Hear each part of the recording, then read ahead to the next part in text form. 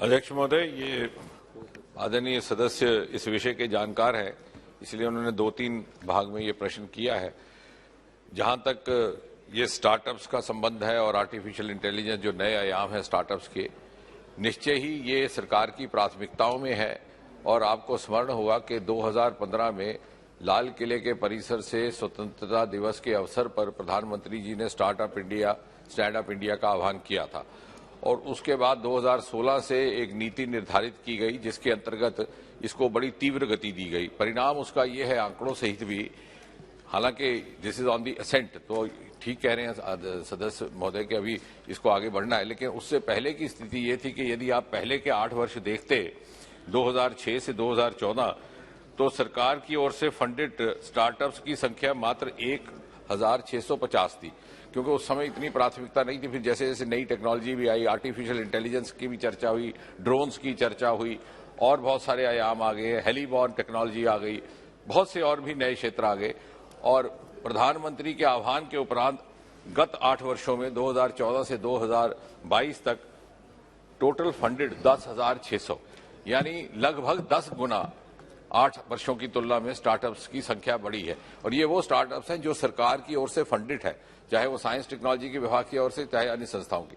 अगर आप मात्र रजिस्टर्ड स्टार्टअप्स की संख्या लें, जो कि डीपीआईआई में होते हैं, फंडेड और नॉट फंडेड, तो उसकी संख्या 67,000 है 2016 से, यानी जब से इसको प्राथमिकता दी गई। तो निश्चय ही we are now part of the global world and we have to live up to the global benchmarks. Artificial intelligence का उपयोग एक क्षेत्र में नहीं, अनेकों क्षेत्रों में किया जा रहा है। आजकल ड्रोन्स में भी किया जा रहा है, यहां तक कि आपको हैरत होगी कि मिनिस्ट्री पर्सोनल में प्रिवेंशन ऑफ करप्शन में भी किया जा रहा है। यदि कोई याचिका आती है तो आर्टिफिशियल इंटेलिजेंस के माध्यम से बिटवीन दी लाइंस पढ़ा जा सकता है कि जो उसने बात कही है उसके अतिरिक्त भी कुछ है। लेकिन सरकार प्रतिबद्ध है। अगर आप कहें तो मैं सारी संस्थाओं की भी आपको संख्या दे सकता हूं, उसकी आवश्यकता नहीं है। लेकिन ये एक संतोषजनक बात है कि we are now number 3 in the world as far as unicorns are concerned after USA and China, and we already have 99 unicorns। शायद मेरे बात करते करते 100 हो गए हो, मैं कल सुबह का आंकड़ा दे रहा हूं। कहने का अर्थ ये है कि काफी तेज गति से और आम मानस में भी इसका उत्साह है, but we are seized of it and we will cooperate with the startup movement and encouraging them. Now try to visualise, to go one step further, to go for startup hunt. Earlier what was happening, that startups would come to us, then we would fund them. But if we have a mechanism to reach out to the most deserving who already have the capacity but require resources, then we will be actually able to not only support startups but also ensure sustainable startups for a sustainable future economy.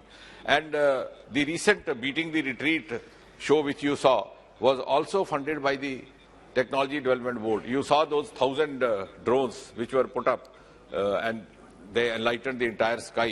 The most watched Beating the Retreat show ever since independence that has happened on the 29th January.